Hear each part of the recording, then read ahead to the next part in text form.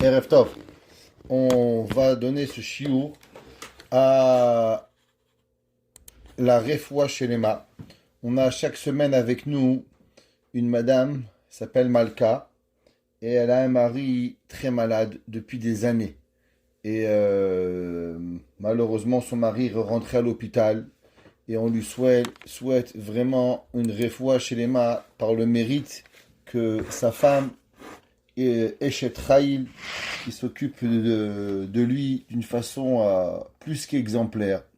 Alors on va souhaiter ce chiour et on demande à tout le monde si c'est possible de prendre quelques minutes de votre temps durant aujourd'hui ou demain et de prier pour la Refoua Shelema de Aaron Ben Avraham, un monsieur que j'ai connu son épouse, ça fait des années, mais vraiment il mérite une Refoua Shelema pour lui et aussi pour son épouse qui s'occupe de lui depuis facilement 10 ans avec une Messirut Nefesh hors pair. Donc grande Refoua Shelema, Aaron Ben Avraham, chacun de vous s'il vous plaît, où vous êtes, Montréal, Paris, Londres, où vous nous écoutez, prenez quelques secondes et faites ce Teilim pour ce monsieur qui mérite toute notre attention et notre amour. Ok. Amen. Teilim 25. Alors, vous allez reconnaître ce Teilim. Ce Teilim, il est dit tous les jours, 2 fois par jour, dans la Tefila.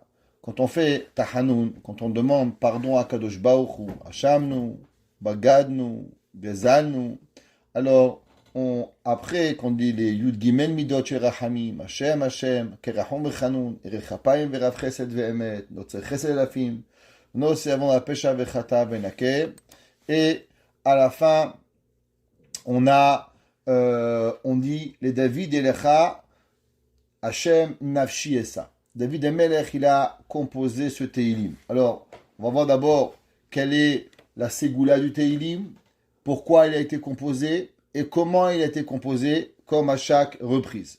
Alors, vous savez, plusieurs fois par jour, on dit Shema Israël Hashem Elokeinu Hashem Echad. Echad, quand on dit le mot Echad dans la Kedusha, quand on dit le mot Echad, par exemple, dans Kriyat Shema, ce qu'on appelle le Yichud Hashem. Qu'est-ce qu'on doit penser au Yichud Hashem? Tout le monde connaît qu'il y a un homme, sûrement une étoile qui a explosé, et en explosant, elle est tombée sur terre. Il s'appelait Rabbi Akiva. Rabbi Akiva, un homme jusqu'à l'âge de 40 ans, à Erev Tov de Miami, on te souhaite bonsoir. Alors, tous les jours, quand on fait Kriyat Shema, Rabbi Akiva nous enseigne une leçon extraordinaire.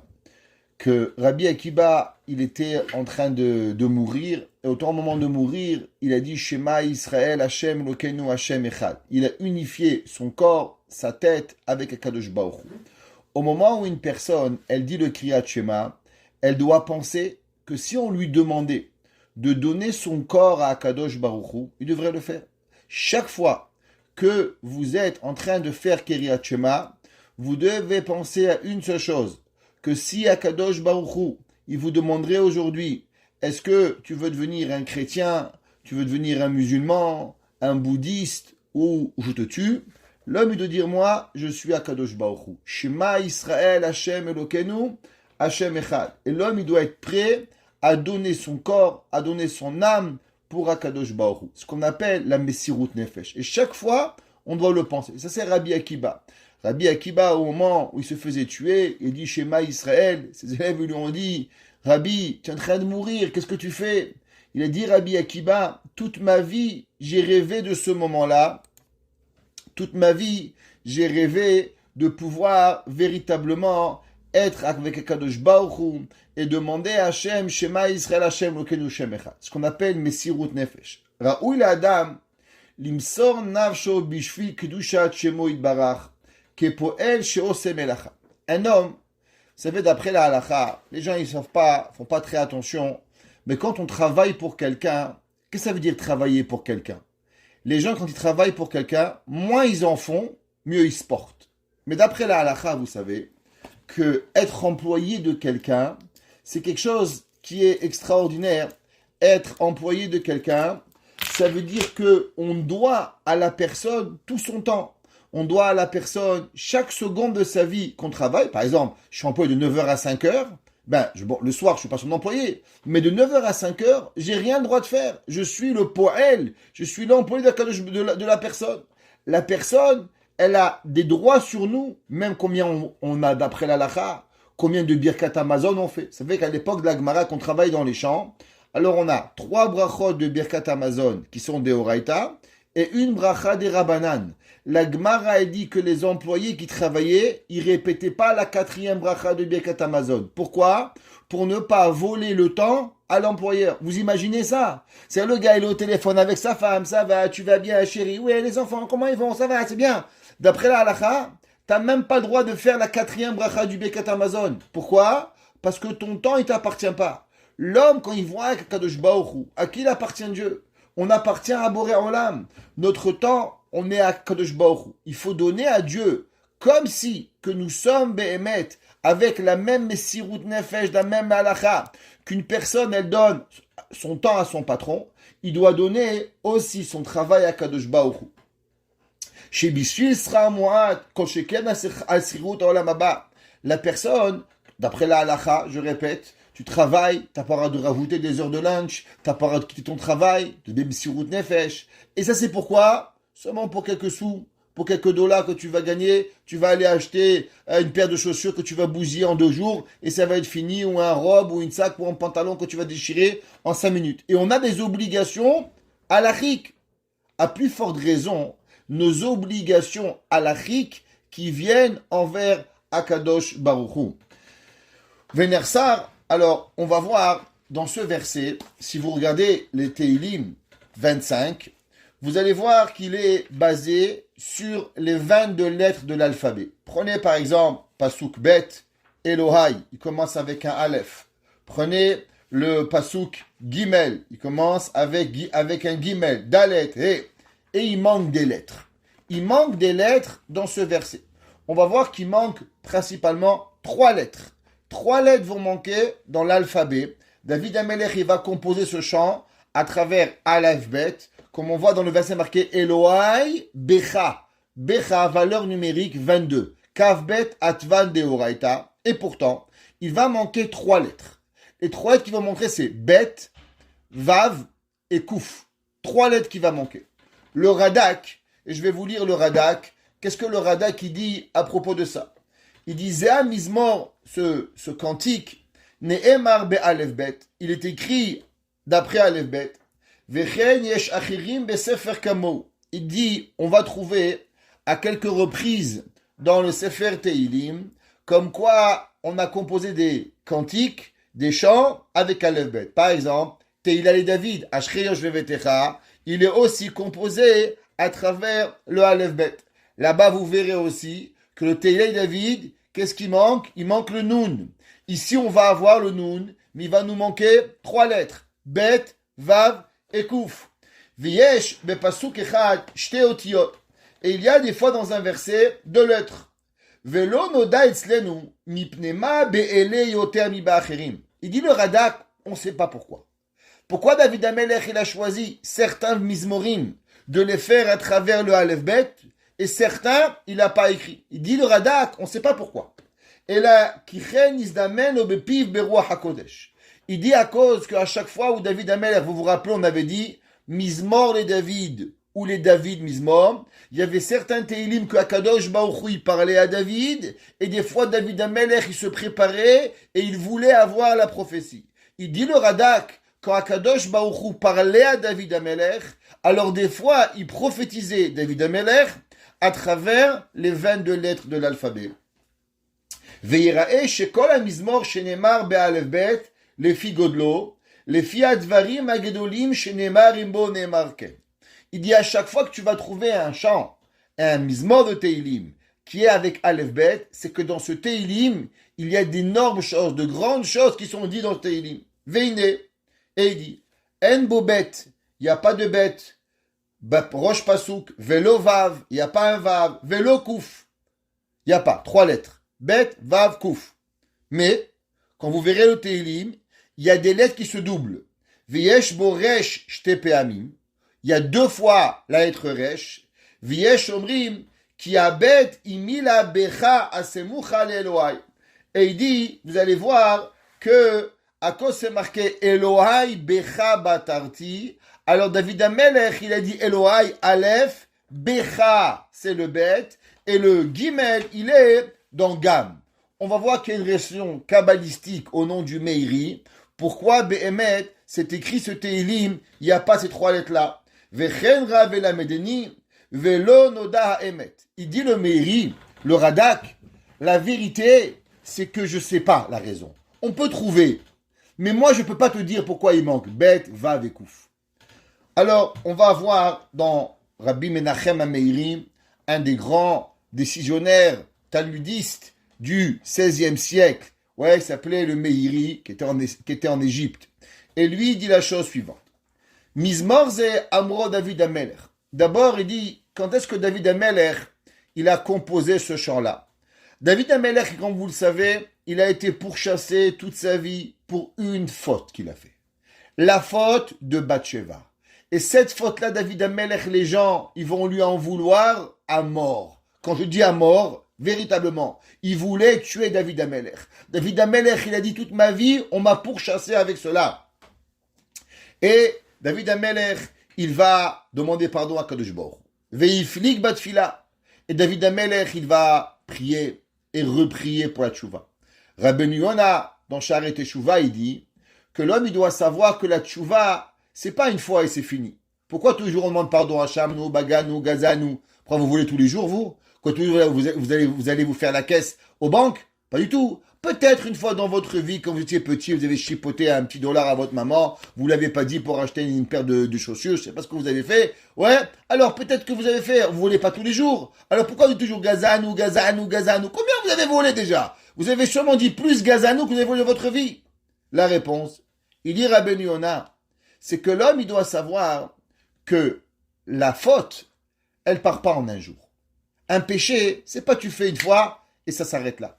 C'est comme une grosse tâche. Les mamans, elles vont savoir ça. Tu te lèves, tu te salis avec du grape juice Kedem. Vous savez, le grape juice Kedem, c'est indélébile. De l'encre, c'est mieux. Ouais, et tu laves, il te faut 20 fois pour laver la chemise. D'abord, c'est rouge, après c'est orange, après c'est rose, après c'est marron clair, après c'est jaune clair et après ça part.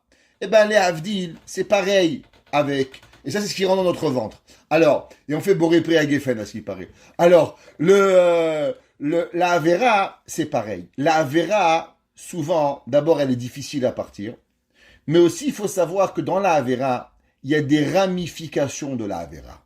Exemple, je vais expliquer. Un homme, par exemple, il a été méchant avec quelqu'un. Quelqu'un lui a parlé mal, il a été méchant, il lui a dit un mot qu'il ne faut pas. Qu'est-ce que ça fait, un mot qu'il ne faut pas? Un mot qu'il ne faut pas, c'est pas rien. C'est souvent, à cause que j'ai eu l'audace de dire un mot, le lendemain, j'ai l'audace d'en dire un deuxième, et d'en dire un troisième, et ça m'ouvre une porte quelque part.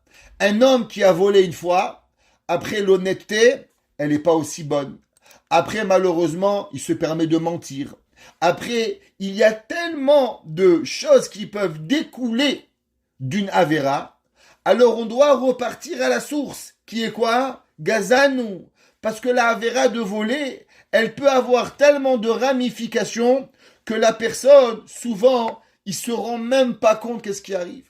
Un jour, j'ai rencontré un homme qui était avec moi à la yeshiva, peut-être que je vous ai déjà raconté, l'histoire qui m'a marqué. Et malheureusement, il était drogué. Malheureusement, il était piercing, marié avec une Goya, une Allemande. Vous imaginez un juif marié avec une Allemande. Ses parents étaient des nazis. Et lui, il s'est marié avec elle. Je ne pouvais même pas comprendre. Barminan. Et alors, un jour, on a en famille un petit peu. Alors, je lui ai demandé, David, comment on arrive à être drogué? David, j'ai pris David parce que c'est comme ça, j'aurais pu dire Shimon. Comment on arrive à être de la yeshiva, à finir aussi bas? Comment c'est possible? Et ce monsieur, il m'a dit, tu sais, tu te rappelles, il y a des années de ça, on a voyagé ensemble. Je dis oui. Et il m'a dit, ce soir-là, on partait à Mulhouse. Et quand on est rentré dans le train de Marseille-Mulhouse, alors il y avait une bande de soldats qui sont venus. Je dis oui, je me rappelle. Il m'a dit, tu te rappelles qu'il y avait un là-bas, il a sorti une cigarette, il t'a proposé. Je dis oui, toi tu n'as pas pris. Je dis Baruch Hashem. Il m'a dit, moi j'ai pris. Je dis, oui, alors, c'est quoi une cigarette? Mais c'est pas une cigarette. Mais c'était un joint. Et ce jour-là, j'avais 14 ans. J'ai fumé mon premier joint. Et depuis ce jour-là, je me suis fait renvoyer d'une yeshiva, et d'une autre yeshiva, et d'une école, et d'une autre école, jusqu'à ce que ma vie, elle a été foutue. Il m'a dit, sache que tu t'es sauvé la vie le jour où tu as refusé ce joint. Moi, ma vie, elle a bifurqué ce moment-là. Ça veut dire qu'il y a des avéros dans notre vie. Il y a des moments qui nous basculent totalement. Il y a des choses que l'on fait, de la même façon qu'en Baruch Hashem, on s'est marié. C'est extraordinaire. On a une femme, on a un mari, on a des enfants, des petits-enfants, on a une maison. L'homme qui voit pas tout le bien qu'il a eu grâce à sa femme ou son mari, il est aveugle. Le mec, il faut lui mettre des lunettes bleues, je sais pas ce qu'il lui faut, il faut mettre des loupes. Mais la vérité, c'est qu'une décision, comment elle vous a transformé, Baruch Hashem, à combien nous sommes arrivés. La personne, il faut savoir que la Avera, elle amène la personne à devenir malheureusement des ramifications que nous avons aucune idée. Et comment on nettoie cela? À travers le ribouille tefila. On voit même, comment il s'appelle? Pinchas. Pinchas, il a demandé à Kadosh Baruch Hu de lui pardonner. Pardonner de quoi? Il n'avait rien fait, il a sauvé le peuple juif. Pinchas, il a dit, mais du fait que j'ai tué un juif, et j'en ai pas tué un, j'en ai tué deux. J'ai tué Zimri et j'ai tué Kozvi. Il en reste, c'est que maintenant, même que j'ai tué pour Dieu, la Avera, elle est rentrée dans moi. Et maintenant, la vie de l'être humain, elle sera plus tellement compliquée. Peut-être que la prochaine fois, je vais aller couper du bois et je vais prendre une hache qui est mal et je vais tuer une troisième personne. Il a demandé, Pinchas, à Dieu, je t'en supplie, Akadosh Baruch Hu, malgré que j'ai tué pour toi, mais j'ai pas envie que le péché, il rentre dans moi. Extrait de moi le fait que j'aurais jamais, comme si retour en arrière, que j'aurais jamais fait la Avera. Et c'est ça que David Ameler, il va prier toute sa vie. Malgré que David Ameler, comme la Gemara dit, Kol mi sheomer David chata eno elatoe. Tout celui qui dit que David Ameler, il a fauté, il se trompe. Mais il en reste, c'est que les gens avaient vu David Ameler. Et du fait que les gens, ils ont vu David Ameler fauter, ça a permis, malheureusement, à beaucoup de monde possible de fauter. Et David Ameler, il voulait enlever du peuple juif ce qui s'est passé pour que ne jamais personne, il est capable de se relationner. Si le roi David, il peut fauter, alors moi aussi je peux fauter. Parce que quand on voit quelque chose, voir, ça détruit la personne. Vous savez, il y a une recherche qui a été faite en Amérique. Quand est-ce que l'Amérique, elle a bondi dans la criminalité?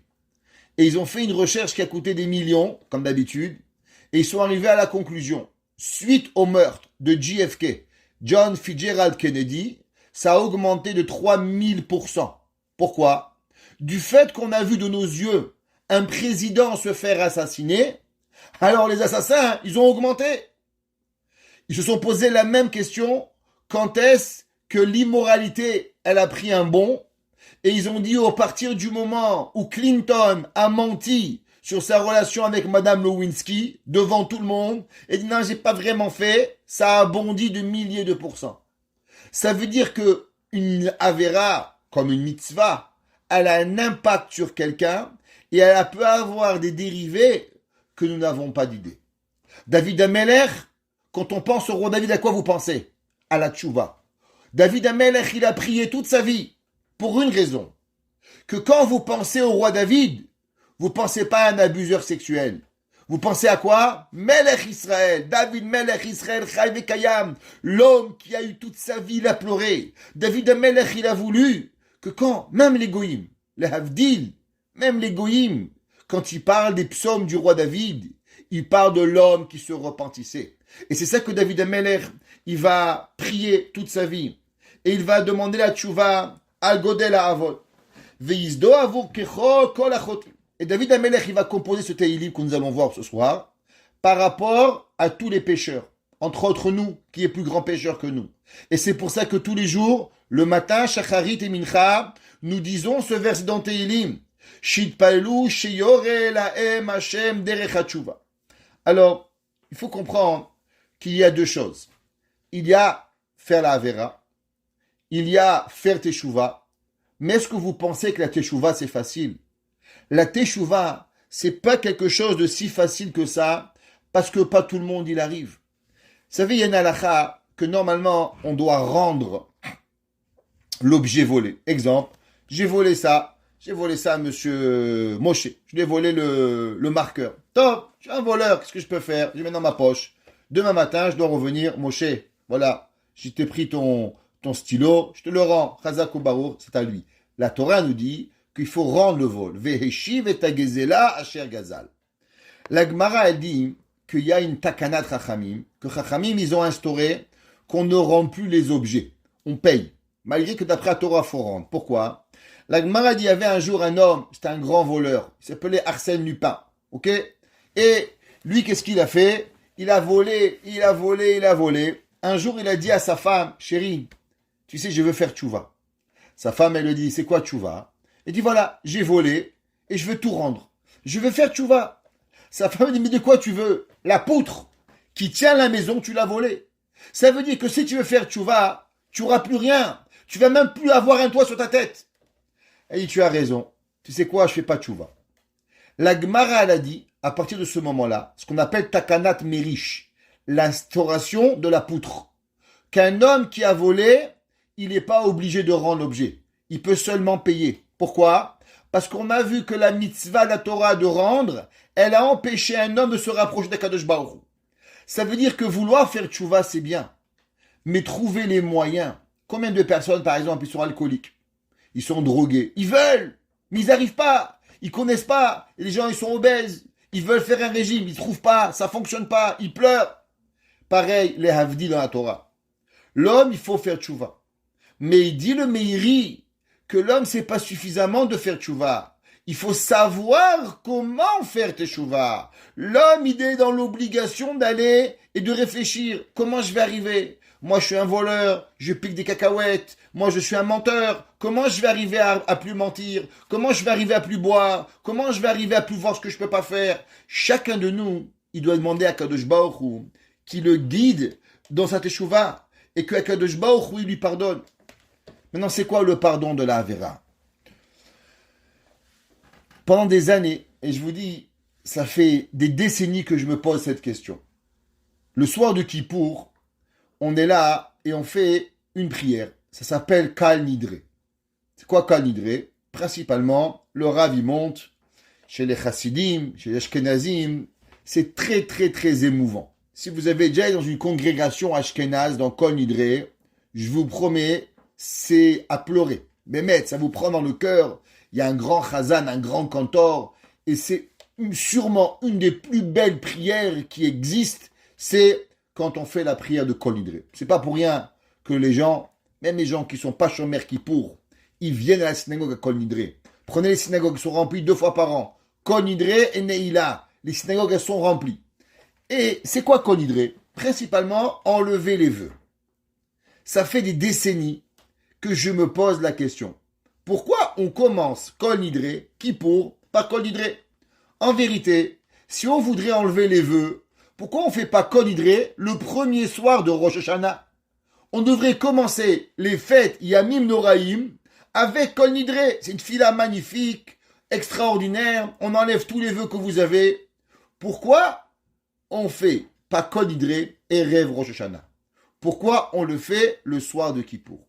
Baruch Hashem, hier soir, en étudiant avec ma chavruta, j'ai trouvé une réponse magnifique que j'aimerais partager avec vous. C'est marqué dans la tefila Baruch Ata Hashem, Chanun Hamarbe l'Isloach. Chanun, Akadosh Baruch Hu qui pardonne, Hamarbe qui grandit, l'Isloach de vous pardonner. Qu'est-ce que ça veut dire Hamarbe? Chanun Vesoler. Dieu, il a pitié sur vous, il vous pardonne. Qu'est-ce que ça veut dire Chanun Hamarbe, il grandit la selicha, le pardon. Dans la Torah, vous savez, on sait qu'il y a différentes formes. On a, ceux qui sont un peu habitués à mes cours, on a parlé souvent des 10 sphères, des 10 sphirotes. Il y a Chochma Bina Da'at, les 3 premières sphères avec lesquelles Akadosh Baruch Hu, il a pensé la création du monde. Et après, on a ce qu'on appelle les 7 sphères. Les sphères du bas qui sont Chesed, Gvura, Tiferet, Netzach, Od, Yesod. Et en bas, nous avons Malchut. La création du monde, elle provient de quoi? À partir de la sphira de Chesed. Olam Chesed Ibane. Les 7 sphères, c'est pour ça qu'il y a 7 jours dans la semaine. Pourquoi il n'y a pas 10 jours dans la semaine s'il y a 10 sphères? Pourquoi il n'y en a pas 9? La réponse, c'est que la création matérielle, elle n'existe que à travers les 7 sphères. Chesed, Gvura, Tiferet, Netzach, Od Yesod Malchut. La sphira, les sphirot de Chochma, Binadat, elles ne sont pas dans la création physique, elles sont dans la création pensée de la Kadosh Baruch Hu avant la création du monde. C'est marqué dans les enseignements de Rabbi Nachman de Breslev qu'il y a une halakha qui s'appelle le vœu, le neder. C'est quoi le neder? Neder, c'est quand un homme il fait un vœu, par exemple, de ne pas manger des cacahuètes. Maintenant, il va chez le docteur. Le docteur il dit, ah bonjour monsieur Crémizy, qu'est-ce que vous avez? Il dit, voilà, j'ai mal au pied. Elle dit, ah mal au pied, vous devez manger 1 kilo de cacahuètes par jour. Il dit, mais moi je peux pas. J'ai fait un neder de ne pas manger des cacahuètes. Ouais, ou des bananes, ou n'importe quoi que vous avez. Vous allez voir un rave. Et le rave, qu'est-ce qu'il fait? Il vous enlève le neder. Qu'est-ce que ça veut dire enlever le neder? Ça veut dire qu'on va repartir dans le temps et on va dire, si tu savais que tu allais avoir mal à ton petit orteil et que tu aurais eu droit et tu aurais eu besoin de manger des cacahuètes, est-ce que tu aurais fait le vœu de ne pas manger des cacahuètes? Non. Alors automatiquement, qu'est-ce qui se passe? On t'enlève le vœu. Dans toute la création du monde, il n'existe pas un retour vers le passé. Peut-être un retour vers le futur, ils n'ont pas encore inventé, je ne sais pas. Mais retour vers le passé, ça n'existe pas. Vous avez cassé un verre, il est cassé. Votre fils, il vient, il dit, maman, j'ai cassé le lustre. Alors vous êtes une gentille maman. Il vous demande pardon. Mais le lustre, il est cassé. On ne peut plus rien faire. On ne peut pas revenir en arrière. On peut peut-être l'arranger, le lustre. Mais le lustre, il est cassé. C'est fini. Il n'y a plus rien à faire. La seule et unique fois que vous pouvez repartir dans le passé, c'est le vœu. Des 613 mitzvot, quand vous avez transgressé une mitzvah, ou vous avez fait une mitzvah, et vous voulez repartir en arrière, la seule et unique fois, c'est les vœux. Vous pouvez demander au Rav de vous enlever le vœu depuis le départ. Vous avez oublié de faire Birkat Hamazon, c'est fini.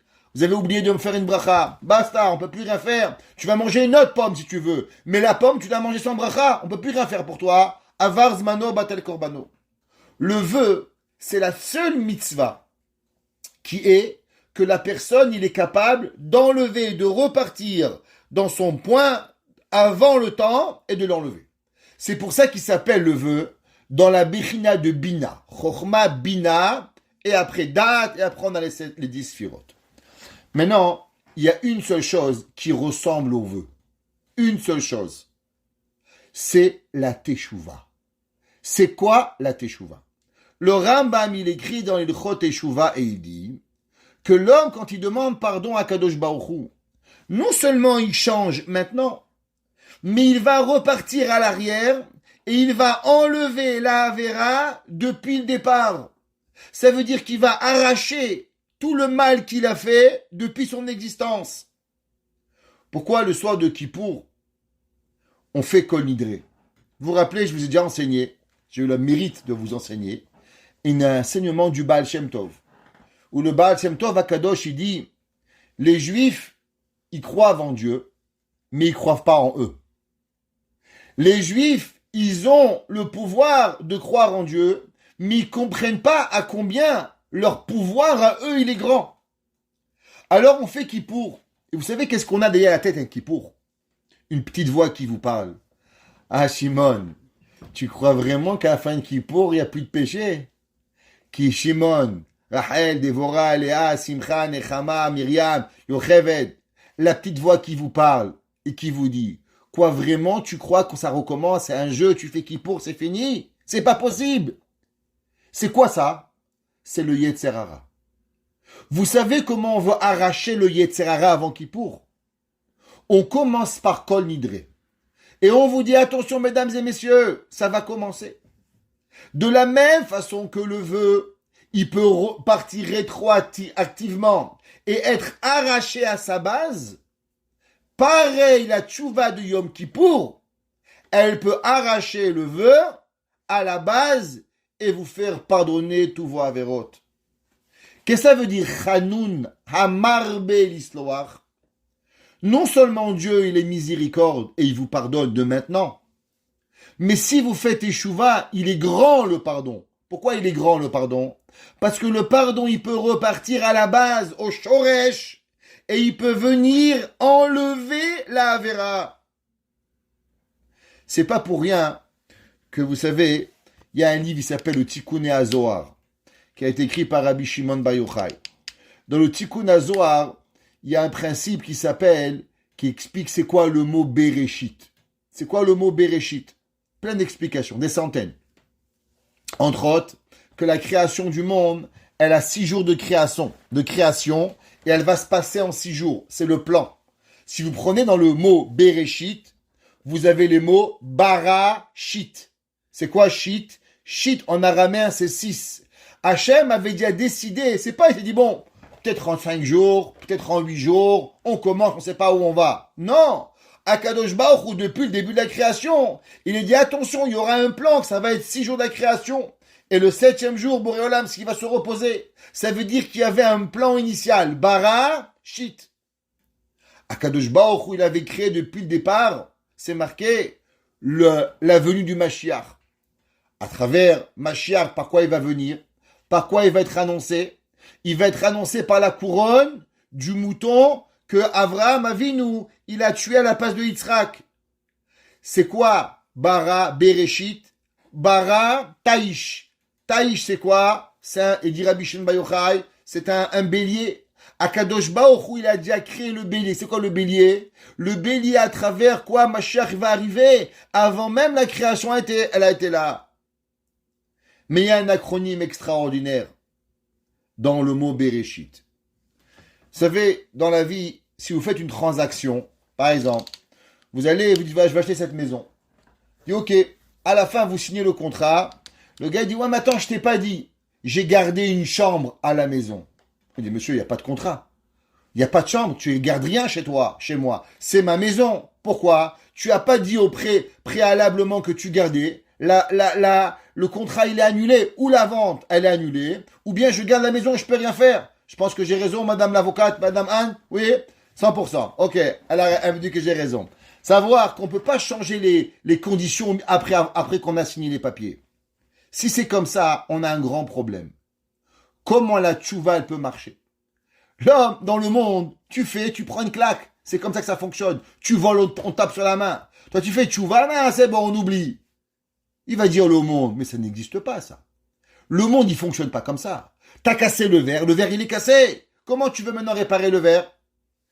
Akadosh Baruch Hu, pour pouvoir pardonner avec la teshuva, il a dû préalablement, conditionnellement à la création du monde, créer la teshuva. Je vous ai déjà expliqué que la teshuva, elle n'appartient pas à la sphira de la création. Le monde, il a teshuva, elle appartient à la sphira de Bina, qui est précédent la création du monde. C'est quoi la Bina? La compréhension. Un homme, il a menti, il comprend la gravité, il se repent. Le repentissement de l'homme, il vient de quoi? Pas seulement de la chorma, de savoir. Il y a plein de gens qui savent que c'est pas bien, mais ils n'arrivent pas à changer. La Bina, c'est la compréhension que l'homme, il a pour pouvoir changer. Si c'est comme ça, Akadosh Baruch Hu, il a dû l'enseigner la tchouva avant la création. Où c'est écrit? Non seulement c'est pas des mots inventés, mais c'est écrit noir sur blanc dans la Torah. Il dit Rabbi Shimon Bar Yochai Zechuto Yagen Alenu. Que veut dire le mot Bereshit? Le mot Bereshit sont les acronymes de Bet, Barishona, Resh, Ra'a. Bet, Barishona au commencement. Resh, Ra'a, il a vu. Aleph, Elohim, Shin, chez Israël, Yud, Yaase, Teshuva. Barishona, Ra'a, Elohim, chez Israël, Yaase, Teshuva. Il dit Rabbi Shimon ben Yochai, avant que Dieu il a écrit le mot bara, il a créé, il dit attention, stop, je vais créer le monde, mais il y a une condition préalable à la création, c'est que le clan d'Israël va faire teshuva. Et si tu acceptes que le clan d'Israël il fait teshuva, Alors on continue, bara. Tu dis, voilà monsieur, je vous vends ma maison, mais je garde une chambre. Tu veux ou tu veux pas? Non, je veux pas. Il y a pas, alors on vend pas la maison. Mais si tu dis oui, le contrat il s'est appliqué, t'as accepté mon contrat. Akadosh Baruch Hu bara Elohim shea Israël ya'aseh teshuva.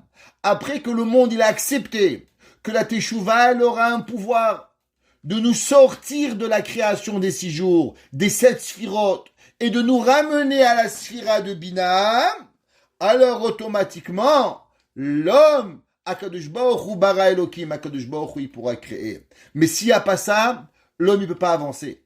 La tchouva, elle est tellement grande qu'elle amène la personne à être mechaper. David Amelech, il va nous amener dans ce verset que l'homme, il a confiance à Akadosh Baruch Hu. Becha batarti. En toi, j'ai confiance. De quoi j'ai confiance? Eh bien, j'ai confiance que Akadosh Baruch Hu, il est capable non seulement de nous pardonner de maintenant à plus tard, mais même d'arracher de nous la Avera qui est arrivée.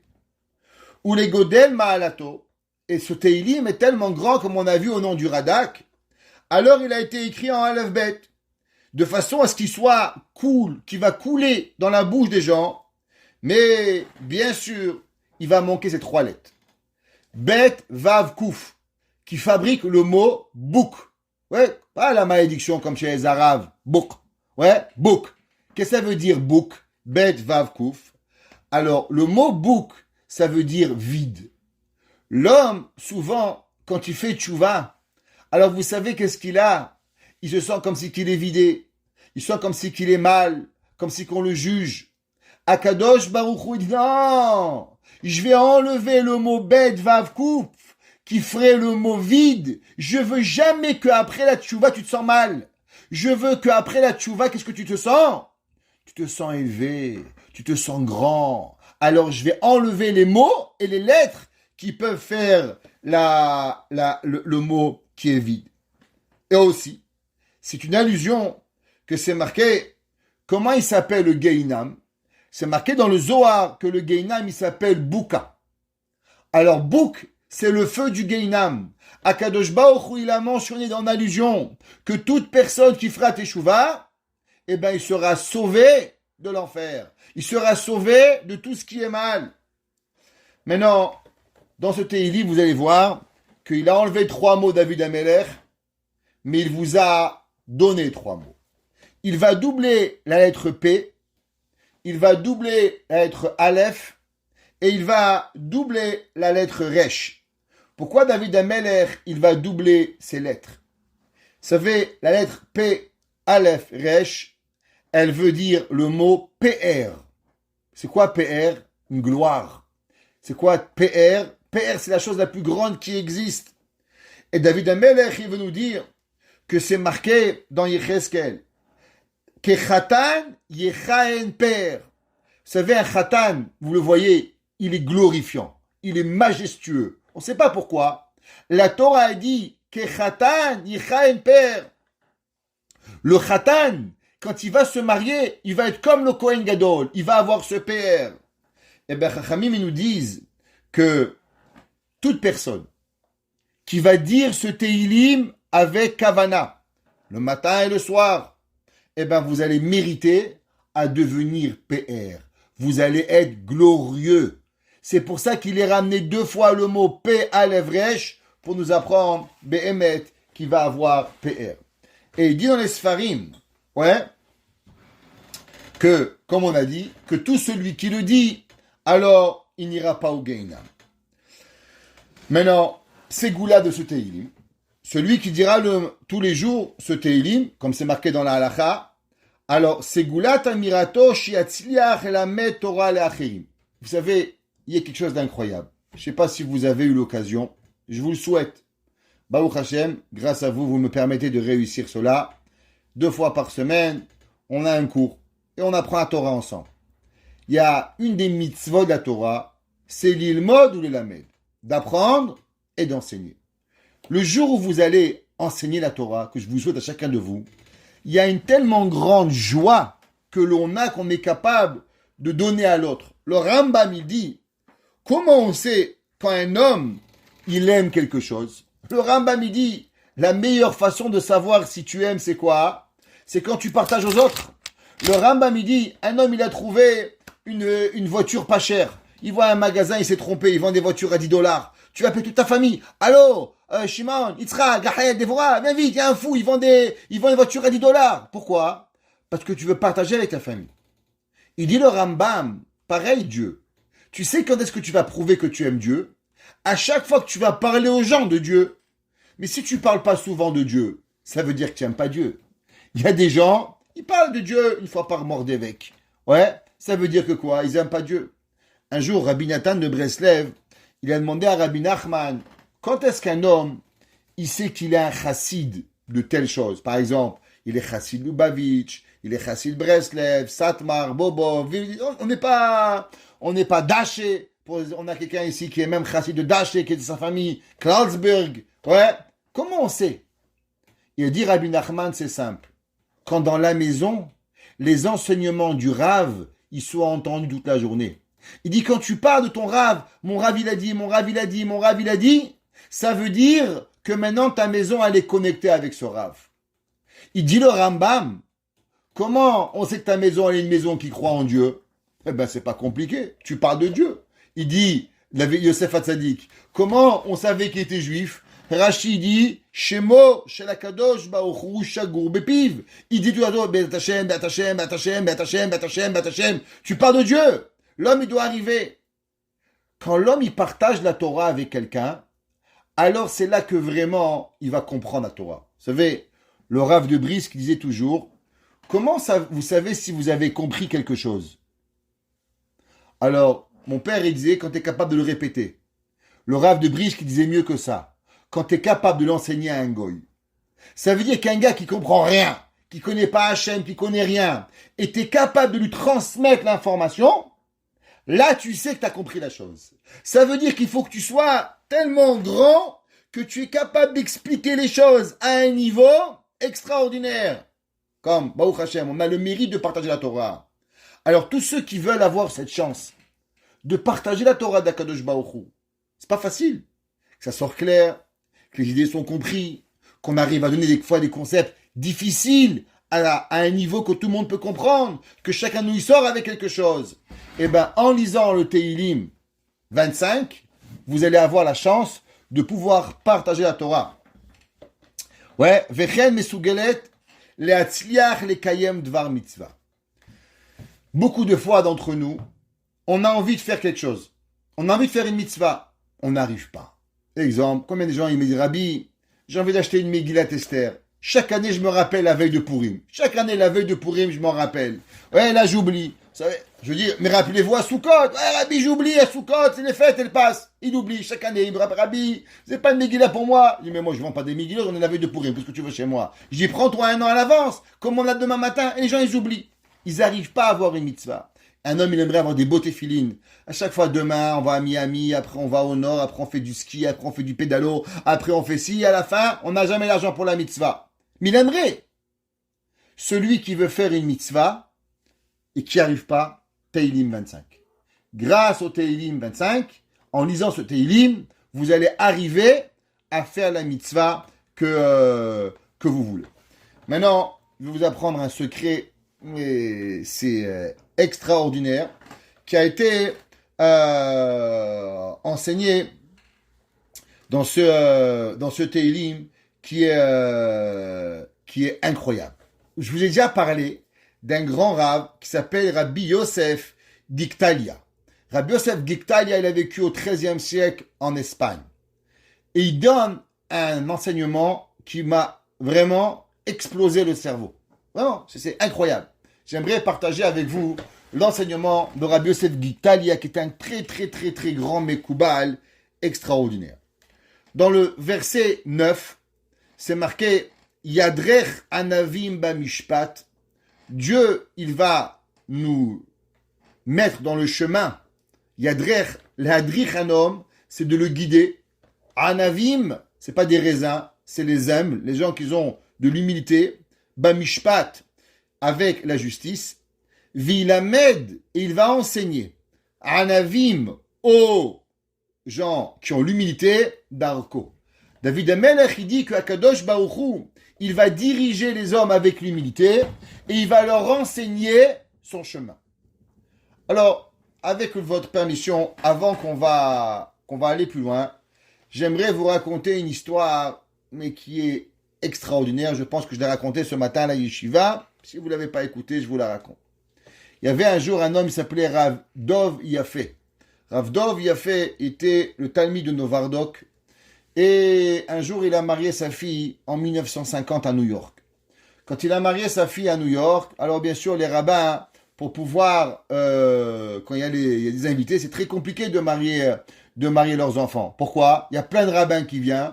Il y a tellement de rabbins qui viennent, il faut savoir honorer tous les rabbins. On a invité les rabbins, alors il faut tel bracha, et l'autre tel bracha, et l'autre tel bracha. Je vous promets, il faut un ordinateur pour s'assurer de ne pas se planter. Il faut créer une app spéciale mariage rabbin. Tellement, Baruch Hashem, ça devient compliqué d'inviter tout le monde. Alors, le Rav Dov Yafé, il a marié sa fille. Quand il a marié sa fille, il y avait plein de Rav. Alors, il a décidé, il a fait une liste, tel Rav, tel machin, tel ci, tel là. Au milieu de la choupa, il a donné une bracha à un homme inconnu. Un homme inconnu. Personne ne connaissait. Les gens sont venus le voir et dire, Rabbi, c'est qui ce monsieur? Pourquoi tu donnes une bracha? C'est mon problème. Ça regarde personne. C'est le mariage de ma fille, je donne à qui je veux. Une personne comprenait. Les années sont passées. À la fin, le Rav est devenu vieux. La fille a demandé à son père, papa, tu peux m'expliquer pourquoi tu as donné la bracha à tel Rav, tel monsieur? On ne le connaissait pas, il n'avait rien à voir avec nous. Et laisse-moi te raconter. Tu sais, après la guerre, maman et moi, on est venus en Amérique. C'est déjà des personnes âgées. Et un jour, je reçois un téléphone d'un Rav. Il me dit, bonjour monsieur, je suis Rav Bentel. Je dis, Shalom Aleichem, qu'est-ce que je peux faire pour vous?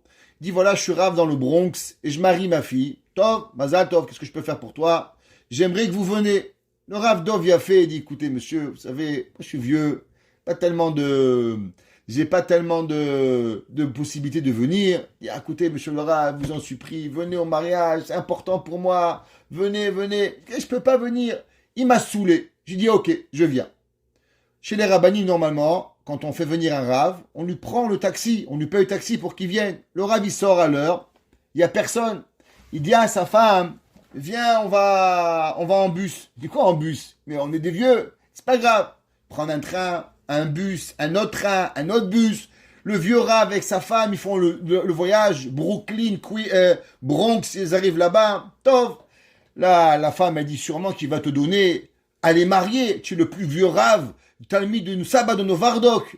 Il dit, c'est pas grave. Ils arrivent là-bas, le rabbin, il les regarde pas. Pas une bracha, pas un kavod, rien. La femme, elle dit, chérie, viens, on part ou je l'encastre. C'est pas possible, une route, c'est pas pareil. Pas de taxi à l'aller, pas de bracha, pas de kavod à toi. On peut pas. Là, c'est pas possible de faire ça à un Rav. Le Rav, il dit, on en est déjà venu ici, on va rester au mariage. Le Rav, il reste pareil, toute la soirée, zéro. On le regarde pas. Le Rav, il va pour partir. Je vais partir. Kolto, bye bye. Même pas, on propose de le ramener. Une chutzpah ayuma. Le Rav, il a dit, quand j'ai marié ma fille, je lui ai donné une bracha. Il dit, pourquoi j'ai une bracha? Il a dit, parce que chez nous, on a appris chez Rav Israël Salanter. Que Rav Israël Salanter, il a enseigné au sabbat de Novardok. Et si vous regardez sur mon post, je l'ai écrit hier. Tachat hakpada hatava. Sous, à la place d'avoir de la rancune, on rend du bien. Chaque fois que vous avez l'envie de exploser à quelqu'un qui vous a fait du mal, il a dit le sabbat de Novardok, tu sais comment on fait chez nous? Quand tu as envie de détruire la personne, à la place de lui mettre une gifle, embrasse-le. Quand toi, tu vas l'embrasser, ça va te casser tes midotes. Alors tu vas grandir. Et il a dit le Rav Dov Yafé, c'est pour ça que je lui ai donné une bracha. Parce que je lui en voulais qu'il m'a schleppé jusqu'au Bronx. Et du fait que je lui en voulais, alors moi je lui ai fait une bracha. Parce que dessous, à la place de me venger, à la place de lui en vouloir, alors je lui rends un tova et je lui rends un service. Le Rabbi Yosef Diktali, il enseigne la chose suivante. Et il dit, écoutez-moi bien. Et il dit que qui a ish asher yidavenu libo les taken midotav. Il dit que la personne qui va travailler ses midot et qui va avoir de l'humilité. L'humilité, c'est pas faire soi-disant. Humilité, c'est vraiment. Humilité, c'est que ça veut dire d'être capable, quand un gars il vous a fait une crasse, d'aller l'embrasser. Un gars il vous a fait une saloperie, méchila du terme, et vous allez lui dire merci, vous lui en voulez pas. Il y a des gens, vous leur faites des tovotes, et ils vous abandonnent. Il y a des gens qui vous leur faites du bien, et ils sont pas là. Baruch Hashem, déjà ils vous mettent pas une claque, c'est suffisant. On doit être content qu'il nous fera pas. C'est bien. Il a dit le Khatam Sofer, quand les gens te font du bien, donne-leur une pierre, parce qu'ils vont t'en jeter une. Au moins tu connaîtras la taille de la pierre. Mais nous, on doit aller chez eux. Et nous, on doit leur dire comment ça va, comment étaient vos vacances, et on fait semblant que tout va bien. Et si on fait cela, qu'est-ce qui nous arrive? Ki aish asheg daveno libo et taken midotav. Parce que la personne qui va transformer ses midot, vele asher drachav ou maasav, et il va rentrer dans le droit chemin. Parce que nous, qu'est-ce qu'on s'en fout de faire plaisir à David, Shimon, Israël, Yitzhak, Yosef, Hana, Dévorah? On s'en fout complètement. À qui on veut faire plaisir? Au bon Dieu, Boré Olam, créateur du monde. Ouais. Velirdov, achar et anava. Et l'homme, il doit courir derrière l'humilité. Betachlit ashlemut. L'homme, toute sa vie, il doit courir à vouloir être un homme qui est humble. Liot alouv, velo ye'elov. Qu'on le maltraite, mais qu'il ne maltraite personne. Je vous ai déjà enseigné l'histoire incroyable du rabbi de Tzanz. Le rabbi de Tzanz disait toujours Baruch Elokeinu, Sheberanu Lichvodo, Vehivdilanu Minatoim. Merci à Kadosh Baruch Hu que tu as rendu un juif. Merci à Kadosh Baruch Hu que je suis une bonne personne. Quand il est arrivé à Auschwitz, et on frappait les juifs, et on les massacrait, il a dit Rabbi, mais de quoi on doit être fier à Auschwitz? Qu'est-ce qu'on doit être fier? Et le Admour de Tzanz, il a dit, on doit encore être fier qu'on ait les gens qu'on frappe et pas les gens qui frappent. On doit être encore fier que c'est pas nous qui portons le bâton. Parce que nous, on préfère être frappés que de frapper. Et il dit, Shomea cherpato velo yashiv. Combien de gens nous insultent? Ils croient qu'on n'entend pas. Ils savent pas ce qu'on dit derrière nous. Bien sûr qu'on sait. Sachez, tout le mal que les gens disent, il faut qu'on sache. Il revient chez nous. C'est comme ça la vie. Si moi je dis du mal de Madame A, Madame A va le savoir. De Madame B, Madame B va le savoir. Et si Madame A dit sur moi, alors moi je vais le savoir. Ça c'est la vie. Mais l'homme, qu'est-ce qu'il doit faire? L'homme, avec un grand H, quand vous écoutez, faut pas écouter. Faut pas répondre. Alors, nous, weiter, la vie elle continue. La vie elle doit avancer. Maintenant, si vous arrivez à ça, écoutez le cadeau qu'Hachem vous donne. Écoutez, un cadeau garanti par le plus grand Mekoubal du XIIIe siècle. Rabbi Yosef Giktali Ranon Shulchan Aruch. Et il dit, Miyad, tout celui qui fera ça, qui sera se taire, qui n'aura pas de rancune sur personne, qui va vouloir travailler ses midot, Miyad Tishre Alav Shechina, alors elle va résider sur lui la présence divine. Vous savez, il y a quelque chose qui est dur. C'est de trouver un bon rabbin qui vous apprend la Torah. Et souvent, on se dirait, mais j'aimerais bien avoir le meilleur rabbin, comme au Maroc. Le grand rabbin, grand rabbin. Vous aimerez ça, oui? Celui qui vous apprend la Torah incroyable. Moshe Rabbeinu. Il apprenait la Torah au peuple juif, tout le monde comprenait. C'était Moshe Rabbeinu. Vous aimerez. Et Moshe Rabbeinu, de qui il a appris la Torah? De Dieu. Je vous demande, mesdames et messieurs, aimeriez-vous devenir Moshe Rabbeinu pour un jour? Un jour! Que vous n'avez pas de rabbin, ni rabbin Crémizi, ni Rabbi Chourou, ni Rabbi Oliel, ni Rabbi Chal. Dieu qui vous apprend la Torah. Moi, demain matin, je signe. Allez chez Dieu qui m'apprend la Torah sur le Har Sinaï, mais demain matin, je rentre. Oui ou non?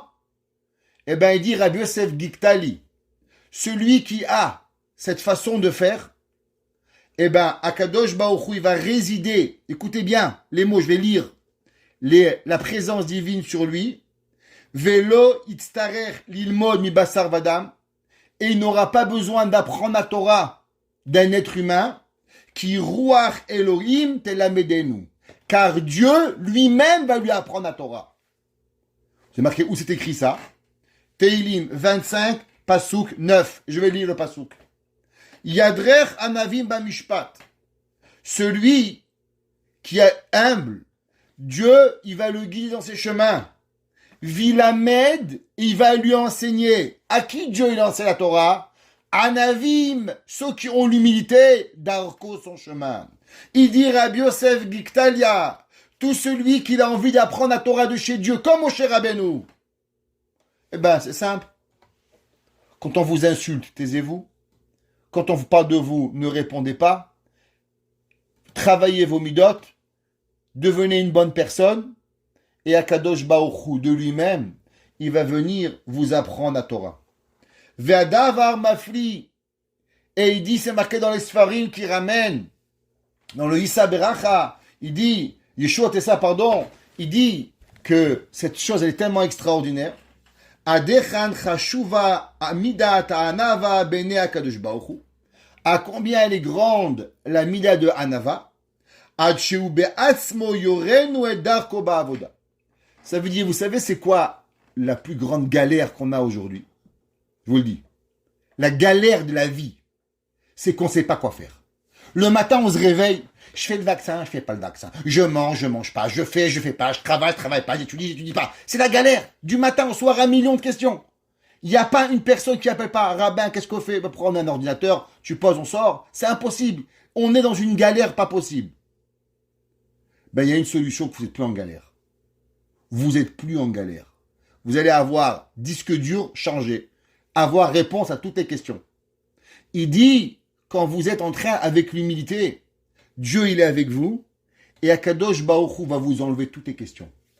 Plus de questions. Akadosh Baruch Hu va vous mettre dans le chemin de savoir. Ubegmet mikramale. Et c'est le verset, Akadosh Baruch Hu kaviachol yadrer ve'ilmot anavim. והדברים מביא לי מדכן שעריך שגבה מלאתו של הענב והדכן יאהובה בני המקום. Souvent on se demande, ça va, c'est quoi l'humilité? Vous savez ce que c'est l'humilité? L'humilité c'est d'arriver que Akadosh Baruch Hu, Be'emet, il nous amène et il nous donne une façon d'être qui veut être avec nous. Hachem il a envie qu'on soit avec nous. Akadosh Baruch Hu, il a envie de nous. Jusqu'à un niveau, vous savez quoi? Que Dieu, il a même plus envie que tu parles à personne. Dieu, il t'aime tellement. Il dit, pourquoi tu apprends la Torah avec Shimon? Je t'apprends la Torah. L'homme qui est humble, l'homme qui a l'humilité, Dieu, il vous aime tellement que même aller apprendre la Torah avec un autre, il ne vous pas. Il vous l'enseigne vous-même. Il veut vous rester avec vous du matin au soir. Maintenant, je me suis posé la question, mais comment on arrive à la Hanava? Comment on arrive à cette Hanava extraordinaire? Alors, je suis tombé sur un passage dans l'Ikouté Halachot, Rabbi Nathan de Breslev, dans Ilchot Gittin, il dit la chose suivante à propos de ce Teilim. Dans le Pasouk 5, et c'est marqué, Hadricheni,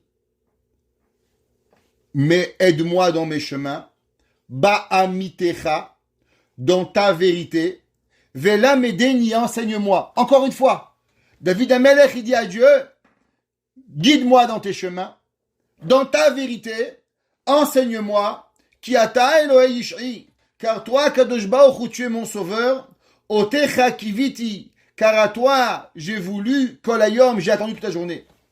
Il dit, Rabbi Nathan, au nom de Rabbi Nachman, Ikar Tikun Shlemut Haetza, Leda Be'eze Derech, Lelechu. Et il dit en vérité, l'homme, il est planté.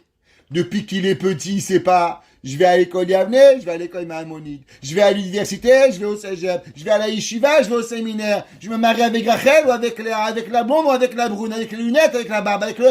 T'es paumé, mon frère. T'es planté, tu sais pas quoi faire. C'est ça la vie. Ouais, la vie, c'est la galère. Quand t'es petit, t'as des problèmes. La Moura t'apprend des problèmes. Ouais, vous savez ça. Alors il dit, comment? Aliédé Haemet. Il dit Rabbi Nathan, tu sais comment l'homme, il n'a pas de problème? S'il travaille sur un point, la vérité. Vous savez qu'est-ce qui nous crée tous les problèmes? La vérité. Le mensonge. C'est parce qu'on se ment.